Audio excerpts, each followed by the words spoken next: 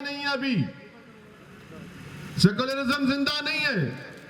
संविधान का सेकुलरिज्म जिंदा है और जिंदा रहेगा हमेशा। मगर सियासी सेकुलरिज्म को तो इन्होंने मुसलमानों के साथ दफनाकर उसकी खबर बना दी, मुसलमानों के साथ उसको दफना दिया।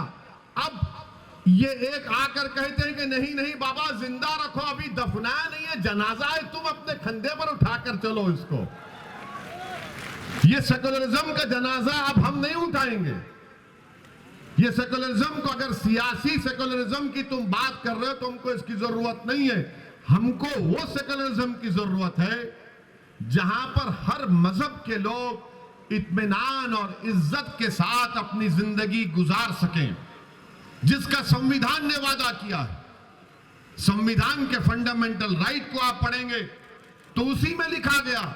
मगर ये एक तरफ सियासी पार्टियां हैं, चाहे समाजवादी हो, कांग्रेस हो या बीएसपी हो, और दूसरी तरफ तो बीजेपी है।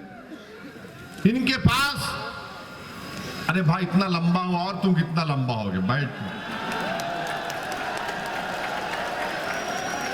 ये हमारे अब्बा की गलती, इतने लंबे हो गए, वरना नहीं थे हम।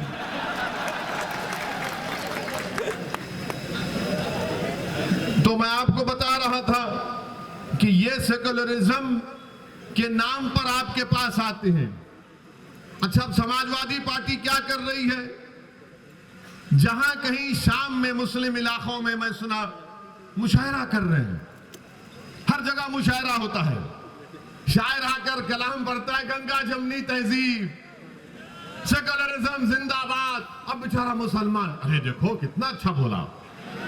मगर जब मुसलमान मुशायरे के बाहर निकलता है, अपने घर को जाता है, तो रास्ते में कोई उसको गाली देता है, ए मुल्ला कहां जा रहा है। उसको जब पता चलता कि यार ये तो मुशायरा था, शायर ने तो शेर कहकर दाद हासिल कर ली, मगर मुझे तो रोज ये अल्फाज और अशार सुनना पड़ते हैं, मुल्ला ये मुल्ला वो।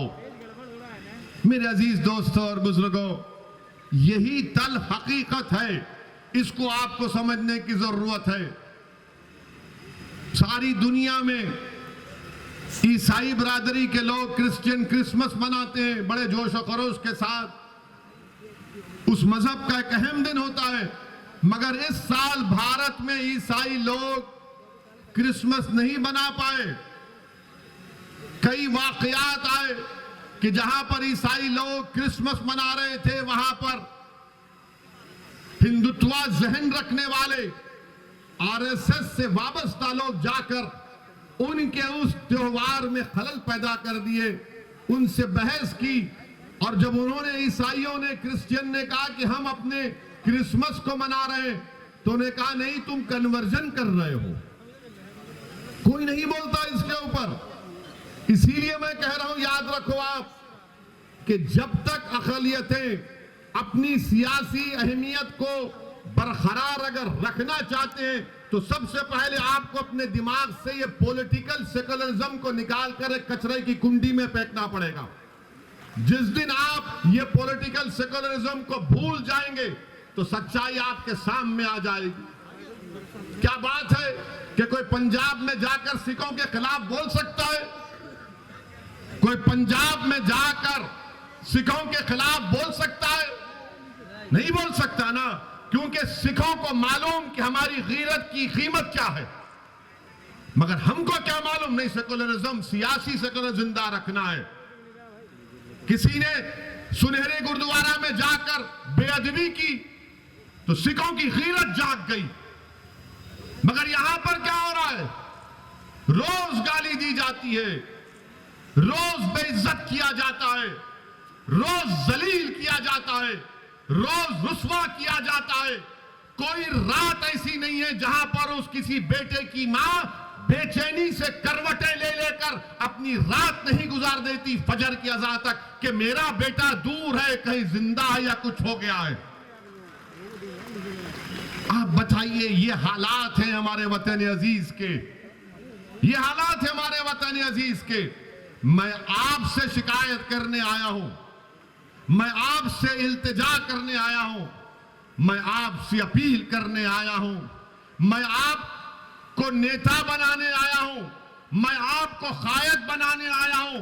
मैं उत्तर प्रदेश में मुसलमानों की लीडरशिप और हिस्सेदारी की लड़ाई लड़ने आया हूं। मैं अपने लिए उत्तर प्रदेश को नहीं आया हूं। मैं उत्तर प्रदेश को अपनी जात के लिए या अपनी अना की तस्कीन के लिए या अपनी मकबूलियत में इजाफा करने के लिए या अपनी तकारीर के जरिए आपको जज्बात में लाकर नारे तकबीर अल्लाह अकबर के नारे लगाने के लिए नहीं आया हूं। मैं आपको एक पैगाम देने आया हूं, एक शऊर बेदार करने के लिए आया हूं। उठना है, अब आपको उठना है मेरे अजीज दोस्तों और बुजुर्गों। कब तक आप बीजेपी के डर से, कब तक आप सियासी सेकुलरिज्म के इस झूठे वादे के ऊपर आप इन पार्टियों को वोट देते रहेंगे? आज आपको उत्तर प्रदेश में अपनी हिस्सेदारी की लड़ाई लड़ना है, आपको अपने हिस्से को हासिल करना है। अगर आप ऐसे ही इनके इस्तेसाल का शिकार हो जाएंगे, जिसको अंग्रेजी में कहते हैं पॉलिटिकल एक्सप्लॉयटेशन किया जाता है, तो बताइए क्या हासिल होगा फिर?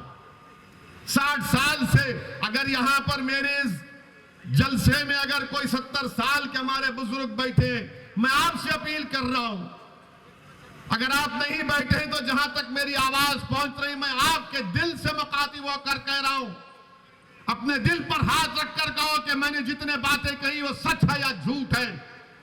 कब तक आप इन लोगों के दिल फरेब बातों में आकर ये सियासी सेकुलरिज्म के नाम पर वोट देते रहेंगे? क्या हासिल हुआ मुसलमानों को? क्या तुमको मालूम उत्तर प्रदेश के मुसलमानों, तुम्हारी गरीबी का आपको मालूम आपकी गरीबी क्या है? उत्तर प्रदेश में 2% भी मुसलमान ऐसे नहीं है जिनके पास 2 एकड़ से ज्यादा जमीन हो। 2% भी नहीं, 1.70, खाली 1.70% मुसलमानों के पास 2 एकड़ जमीन है। आपके पास तो वो भी नहीं, मगर आपके दिमाग में डाल दिया गया ये पॉलिटिकल सेकुलरिज्म को वोट डालो। क्या आपको मालूम उत्तर प्रदेश के माँ बाप, मुस्लिम माँ बाप से कह रहा हूं कि 71% मुसलमान बच्चे या तो अनपढ़ हैं या फिर सिर्फ प्राइमरी जमात तक पढ़े हैं। कौन जिम्मेदार है? मैं जिम्मेदार हूं उसका। मैंने जाकर कहा था कि स्कूल मत खोलो, मैंने जाकर कहा था कि जमीन मत बांटो। बताओ इसका हिसाब कैसा लिया जाएगा? किससे जवाब हासिल करेंगे? उत्तर प्रदेश की जेलों में 28% मुसलमान अंडर ट्रायल हैं। शौकत ने सही कहा, स्कूल खोलने की जगह थाना खुल जाता है, अस्पताल की जगह शराब खाना खुल जाता है। क्यों खुलता है? क्योंकि आपकी सियासी अहमियत नहीं रही।